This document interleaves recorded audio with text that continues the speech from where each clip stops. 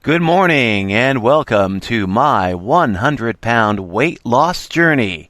Today's topic, the carnivore diet, taking the plunge again.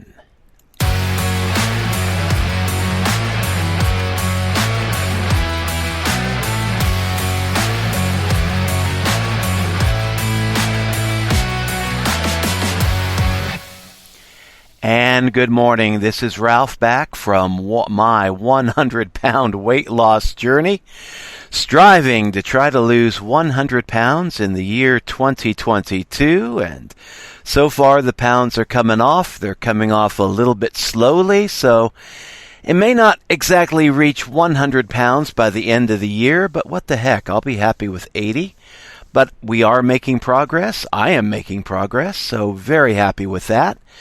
But now, yesterday was a very interesting day for me. I was doing some research. I was actually listening to the book by Dr. Paul Saladino called The Carnivore Code. And I was listening to his research that he's done over the years. Dr. Paul Saladino is an interesting guy. He started out as a vegan and was a total vegan for a while there. And then he started coming down with certain health problems, skin issues, eczema was painful eczema for him was a biggie. And so he got off the vegan diet, went carnivore, and saw that his skin problems healed up. They resolved themselves, they went away, and he's since has become a big advocate of the carnivore diet. His book, The Carnivore Code, is really a lot of good research has gone into that. And I think at this point, this is a good point for me to give my little disclaimer. Where Dr. Paul Saladino, MD, is a qualified medical doctor, I am not. I am not a medical doctor. The purpose of this podcast is not to give medical advice or dietary advice. I'm just some random dude on the internet who's talking about my life, my experiences with the carnivore diet. And if you want to make lifestyle changes, if you want to try out a new diet, do something different, please get in touch with a qualified medical professional. Don't just trust some random dude on the internet. So with that disclaimer aside, let's get back on with the Carnivore Code. What I learned yesterday from listening to Dr. Paul Saladino is that there are naturally occurring harmful toxins in a lot of the plants that we eat on a daily basis. And, I mean, my wife and I, our story has been that we were both raised thinking that vegetables were good for you. You know, eat your salad, eat your greens, eat your vegetables. And with both of us, it never has been a chore. I mean, we loved our vegetables. We like our vegetables. There are a few vegetables that, I've learned to like over time, like Brussels sprouts. Always hated Brussels sprouts as a kid, but the way my wife cooks them, they're great. So, yeah, I had to kind of learn how to like eating Brussels sprouts. But for the most part, most vegetables we like eating. And we've eaten them for years. And what I found out by listening to Dr. Paul, reading through his book, The Carnivore Code, I've got it on Audible, is that there are a number of harmful toxins in many of the vegetables that we consume. As Americans, as people who partake in the standard Western diet, a lot of the foods, the plant-based foods that we eat, do contain harmful toxins that can build up in the system over time. And I thought, okay, this is interesting because I knew that a lot of the stuff that we buy in the grocery store, okay, they're sprayed with pesticides, they're coated in herbicides out in the fields and pesticides, And a lot of that stuff is just systemic. You can't really wash it off. It becomes part of the skin of the plant itself. And so, I knew all about that you should try to wash your vegetables really well before you eat them, before you cook them. And even if you do that, there's going to be some pesticides left on your food. But what he was talking about is that there are harmful toxins that are in the vegetables themselves. They're just part of the plant. It's a defense mechanism that plants have evolved over time. See, according to his theory, plants don't want to be eaten either. Animals, they don't want to be eaten. They see a predator come by, the animal can run away and hide and hopefully outrun the predator. But plants can't. They are literally rooted in the soil, so they can't run away. But plants as a species, different plant species, have evolved certain brilliant defense mechanisms over the past few million years that, life has been, plant life has been on the planet, and animal life has been on the planet.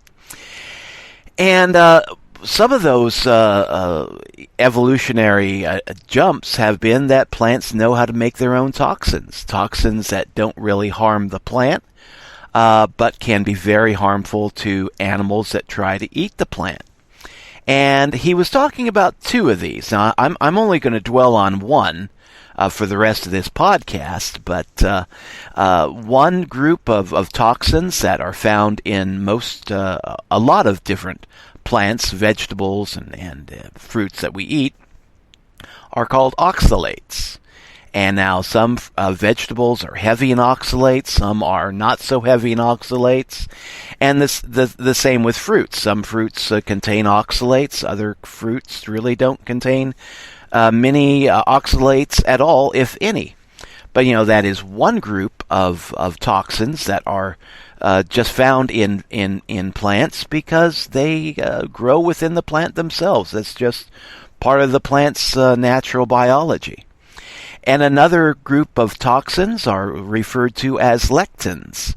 And from lectins we get like ricin, we get the dreaded anthrax, and very nasty toxins that we've learned how to use over the years, but toxins that are naturally occurring in a lot of different plant species, including some of the plant species that we use for food. So that was an awakening for me yesterday, listening to Dr. Paul, reading through his book and, listening to his research. Now, where it really got interesting to me is I forget exactly where this was. I think this was in the first third of the book, but he was talking about oxalates and the health problems that oxalates can cause when they build up in the human body. And he was talking about things like achy joints.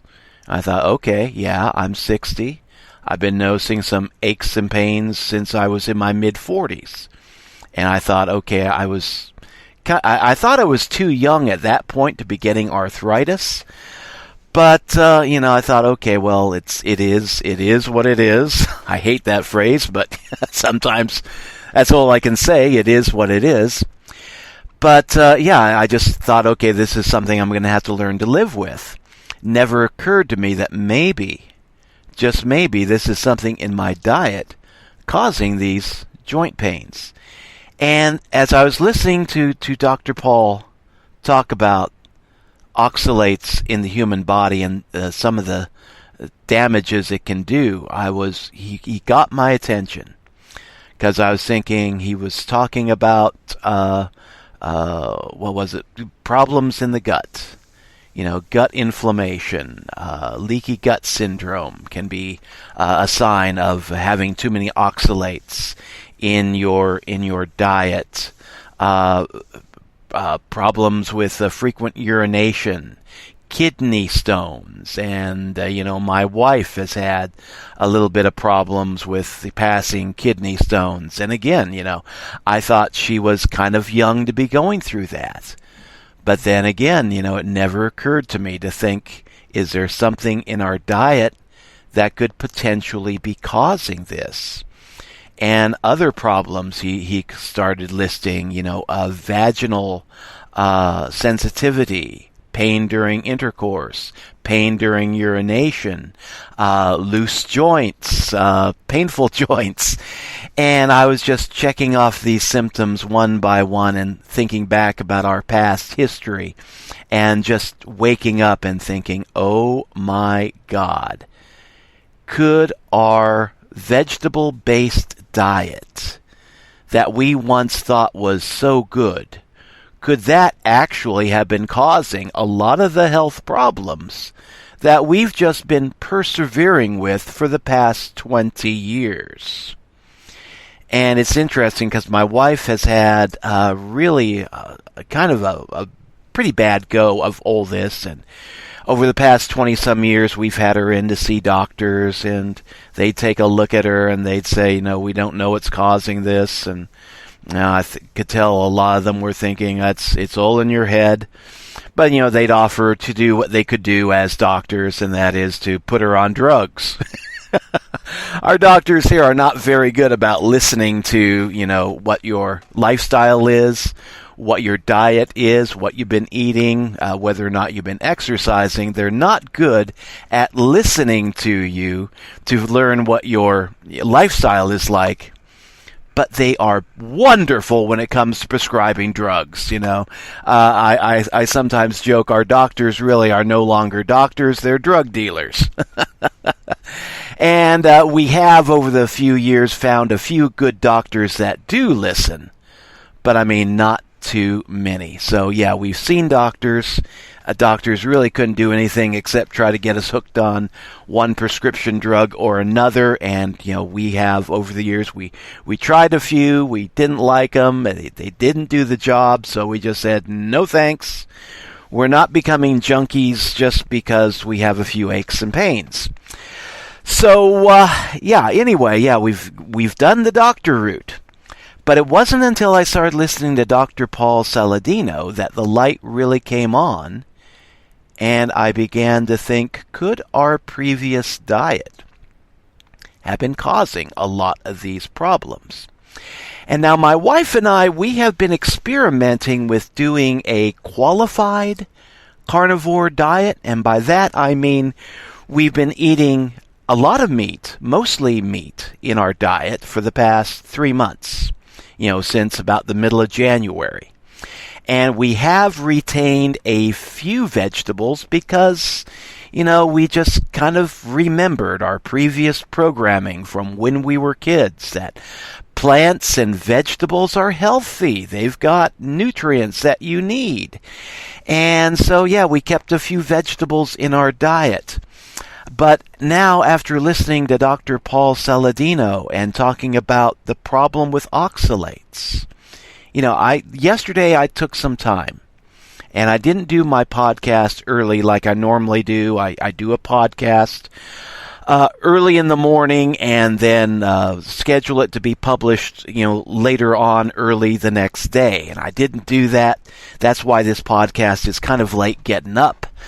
But instead, I just took my time to kind of do my own research. And, Dr. Paul in his book, the Carnivore Code, it really encouraged me to look into, what plant-based foods are really high in oxalates, and, what have we been eating? That's because I was really curious. Have we unintentionally been poisoning ourselves by eating a lot of oxalate-rich foods?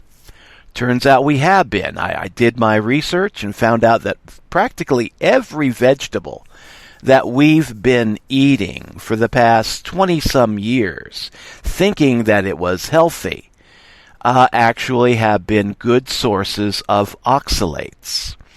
And as these oxalates build up in the human body, this is my understanding. Again, I am not a doctor. I'm just here sharing what I have learned and my own experience. But as oxalates build up in the human body, they can begin to cause problems. problems like kidney stones. And that's one thing. Dr. Paul mentioned spinach. Spinach is very high in oxalates. It's also something, as a kid, I just loved spinach, partially because of that Popeye cartoon. And so, I always loved spinach. Spinach was my favorite vegetable from about the age of 6 or 7 up till present day. And we can always get spinach, canned spinach. Now, we gave up the canned food.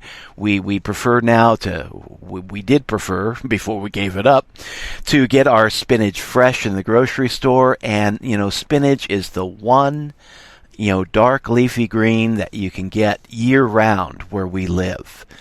And, we just love the heck out of spinach, my wife and I both. Turns out that is heavy in oxalates, and there have been stories of people that have been drinking, like, spinach smoothies who are young, and come down with kidney stones.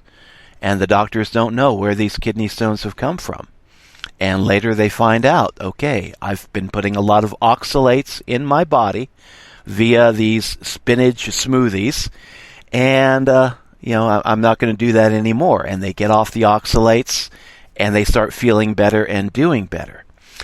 And so, but spinach is definitely one of the foods we've been eating heavily over the past 2 decades, might as well say, thinking that we were doing our bodies good, and over that same time period, been noticing a lot of these oxalate-related health problems that Dr. Paul was talking about in his book, The Carnivore Code. And I began looking at other foods that we've been eating over the past 20 years. Beans. A lot of beans. I mean, my wife comes from Central America. I kind of joke, we're beaners around here. I'm an old German guy. She's a younger Latina from Central America. But we love our beans. We love our beans. We love our cabbage. We love our greens. And found out beans can be high in oxalates. Certain beans are higher in oxalates than others, but, it's a good source of oxalate. Good source of fiber, good source of protein, also a good source of oxalates. And I just began going through. I just made a list of the foods we've been eating the past 2 decades and checking them out. Been doing my Google research, Googling it, and finding out that a lot of the food that we've been eating have been good sources, not just of vitamins, minerals, and fiber, but also very good sources of oxalates, and something that I totally ignored in the past. Good sources of anti-nutrients. And anti-nutrients is another defense mechanism that's been evolved by certain species of the plant kingdom for millions of years. And they are little nutrients that will prevent your body from absorbing the other nutrients found in plants. So if you look at it from one perspective, on the one hand, certain plants are very high in vitamins and minerals and nutrients. But and if you look at it just from that one hand, it looks great. It looks like a great food source. But on the other hand, those exact same plants can also be high in anti-nutrients. Certain little things that will work within your digestive system to prevent those nutrients to be absorbed into your body. And so, you really have to take a look at it from both sides of the picture. The nutrients, the anti-nutrients, and then also look at it from the perspective of what toxins are naturally occurring in the plant-based foods that we consume. And I just had a total awakening because I got looking at our diet and came to the realization that a lot of the foods that we have loved over the last 2 decades have not been loving us back, and in fact might just be trying to make us sick and kill us. Now, a little word of caution, a little word of, not really word of caution, but it's just looking at the other side of the picture. For most people, if you commonly consume, certain plants that contain oxalates, it won't necessarily make you sick right away unless you consume them in mass quantities. But, usually small servings of vegetables, you won't have a problem with oxalates or lectins. It depends on your system and how sensitive you are to these toxins. But if you're people like us, we were just going overboard on a lot of these plants because, they were inexpensive and it was cheap food. And there was a time, oh my God, again, about 20 years ago, where we could not really afford much. We had a food budget of $20 a week. And on that budget, we had to feed my wife, myself, and our dog. 3 beings eating on $20 a week. And that's not easy to do. So that's where we got really big on rice, beans, cabbage, spinach, anything that we could get that was inexpensive and we thought was good for us. We just ate the heck out of that stuff.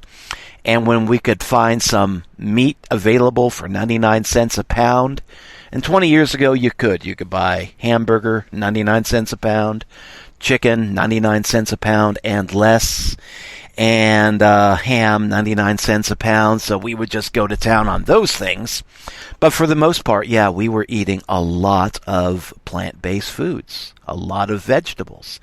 And I began looking back at that, and again, was shocked to find out how many oxalates we were putting into our system, every day on a daily basis without thinking twice. And then began thinking back on our health history over that same period of time. And yeah, achy joints, gut problems, gut inflammation, leaky gut syndrome, and just a lot of things that's been happening to us over the past 20 years. And I never thought to look and see, could this have been caused by the plants that we were eating, by the fruits and the vegetables that we were eating? And began to consider again. I talked to my wife about this, and we talked about the carnivore, because we have been doing carnivore on a qualified basis for the past 3 months. And I was asking her, okay, how do you feel now after about 3 months of carnivore, qualified carnivore? And she says, yeah, she feels better. She feels that her symptoms are clearing up. I'm feeling better. I'm feeling good. I feel like a lot of my health issues are beginning to resolve and going away. And so we came to a conclusion. Okay, for the past 3 months, we've been on a qualified carnivore diet where we have been eating mostly meat, but we've been keeping, some leafy greens and some vegetables in the diet. Well, yesterday we came to the conclusion, as difficult as this is going to be, because we are people, we love our vegetables, we love our fruits, we love all that plant-based stuff. But we made the conclusion we need to just adhere to a strict carnivore diet for at least the next 3 months and just see what happens. Will more of our health issues begin to resolve themselves? And again, the name of this podcast, My 100-Pound Weight Loss Journey. Obviously, obesity is one of my health issues, but it's not the only one. And it's not really the most important one either at this point in time.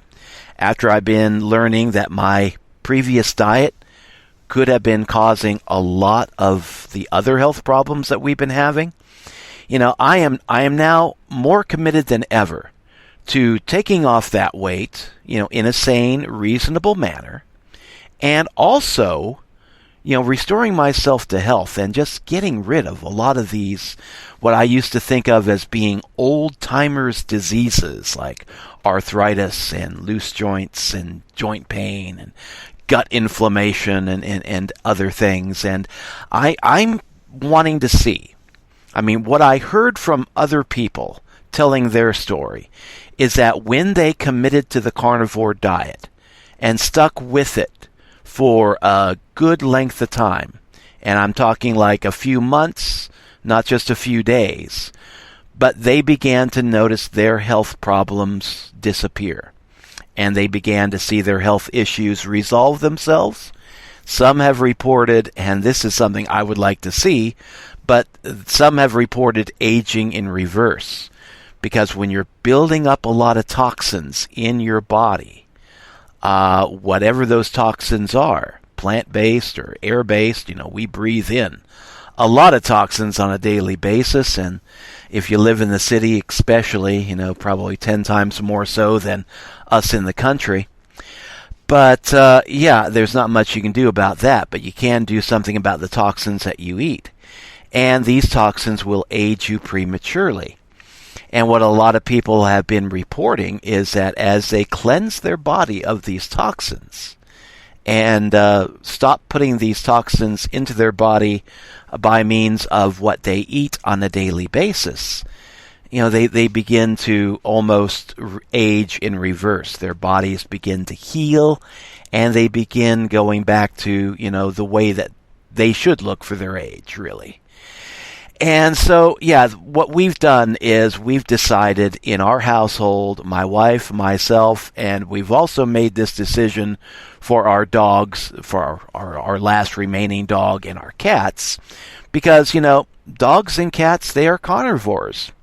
And a stupid mistake that we made, beginning, again, 20 years ago, is that we began feeding the dogs what we were eating and feeding the cats what we were eating. And, if we were eating rice and beans with a little bit of meat, that would be the food for the dog. And, our dogs began to get sick, and we lost a couple of them, and we didn't know why. And looking back, I think that stupid diet. Dogs are carnivores. They're not rice eaters. They're not bean eaters. They're carnivores. Now, the cat, we've noticed, is smarter. We'll give the cat what we eat, and she'll pick out the meat in the food and leave behind everything else. And then we take that everything else and we would give it to the dog, and the dog would eat what was left over. But is that the healthiest diet for dogs and cats? And obviously it's not. Obviously dogs are carnivores. Cats are carnivores. They're meat eaters in the wild. Why do we think that when we domesticate these species that they should be, herbivores in the house? Obviously we made a big goof there, and we're now reversing that, and we're now totally carnivore. The dog is totally carnivore now. She's loving it. Oh my God, she thinks she's gone to heaven now. And our cats, our last two remaining cats, are carnivores, and they're eating our diet, and they are loving it. So we will see. But yesterday was a big awakening for me. It's a big awakening seeing that a lot of the foods that we used to love do not love us back, and that it does make sense with this in mind, that if you're trying to reverse some chronic health problems, that it makes sense to leave out the foods that contain oxalates and lectins, leave those out of your diet, and just eat the carnivore diet, because the carnivore diet is naturally low in oxalates. Matter of fact, I don't think there are oxalates in meat. I need to double check that, need to Google that next. But meats are safe when it comes to these plant-based toxins. And that's another thing I learned in the Carnivore Code, listening to that.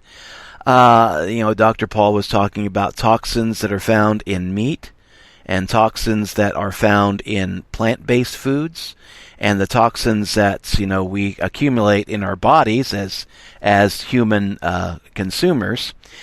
And he said that most of the toxins in our diet are plant-based. They come from plants. They don't come from meat. And so when you shift from a plant-heavy diet or a plant-based diet to the carnivore diet, you purge a lot of those toxins from your menu. And then by eating that, your body will naturally begin to cleanse those toxins that you ate previously. They will begin to be purged from your body. And any health issues that you've been seeing caused by, plant toxins or vegetable toxins, those health issues should begin to resolve themselves. Now, that's what we're doing over the next 3 months. We're going to adhere to a strict carnivore diet. And we're just going to see, okay, will the weight come off? Yeah, I think it will. I mean, it's been coming off at a slow pace. I think it will continue to come off at least as fast as it has been coming off in the past 3 months. But, the big question is, will our other health issues begin to resolve themselves? And I'm hoping to be able to report back in the next few months that, yes, that has happened. But that really remains to be seen. But, we are in this now for the long haul. And we are taking the plunge into just the total carnivore diet. Just leaving out the leafy greens and the other veggies, the other plant-based foods that we were using. And for me, a big one is going to be stevia. Because I thought, okay, stevia has no carbohydrates if you get it in the pure form. So I could use that as a sweetener in my coffee. And, no harm done, right? Well, found out stevia contains some oxalates. Also found out that oxalates are found in coffee. So every food group that I love, besides the meat food group, it seems like those foods have been really out to get me for a long time. I just haven't really been able to figure it out until now. So yeah, I've got to rethink all that. It's like my wife and I agreed we're going to cut back to 2 cups of coffee a day. And then from that point, we may go to 1 cup of coffee a day. And then from that point, we may see about just cutting out the coffee entirely. But yeah, we are really committed to just being more mindful of what we eat, what the foods that we eat consume, what the foods that we consume contain, and whether or not we're really doing ourselves a favor by eating certain foods. And so that's a little bit of our story. My wife and I, our dog, our 2 cats, we're all going now totally carnivore, and we'll see what happens. But I'm going to link a certain video. I may start doing this on a regular basis, but if you want to look down into the description area of this podcast, I found a really great video done by Dr. Paul Saladino, and he's got a channel on YouTube called Carnivore MD. He does his own podcast, and he's got a lot of great information. But one video that I found on YouTube put out by him is called Attack of the Oxalates, and he's talking with Sally K. Norton, and they just go talk about the effects of oxalates on the human body, where oxalates are found in plant foods, where some plants, what plants are high in oxalates, what plants are lower in oxalates. And it's just a very enlightening conversation that they have between the two of them. It's about a 1-hour video, but a lot of good information in it. And if you are listening to this podcast now and wondering, should I begin to be concerned about oxalates in my diet? That would be a good little piece of information to include in your research. And also, again, if you're thinking about making lifestyle changes, dietary changes, if you've got health issues, don't just listen to some random dudes on the internet. Talk to a doctor. Talk to your medical professional.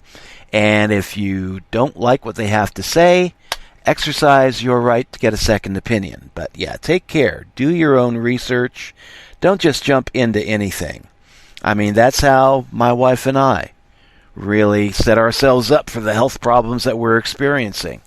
We heard that vegetables were good for you, and vegetarian diet was supposed to be good for you. So we jumped into a lifestyle that was included eating a lot of vegetables, a lot of fruits, a lot of vegetables. And we did that thinking we were doing our bodies something good, that we were doing something that was good for our health. And we would find out 2 decades later that actually we were wrecking our health by eating a lot of the foods that we were eating. So if you're concerned about your health, don't just jump into something because you hear it's good on the internet, or you hear this is supposed to be good because of a Popeye cartoon, or what you're hearing on CNN or other, great sources of fake news. No, actually do your own research, talk to a variety of different people, get a variety of different opinions, and then do what's right for you. So that is all for this podcast. Thanks for dropping by, as always. Not too sure what we're going to be talking about in the next podcast, but, until then, take care, and, we wish you great health, great happiness in your life and in your diets, whatever they may be.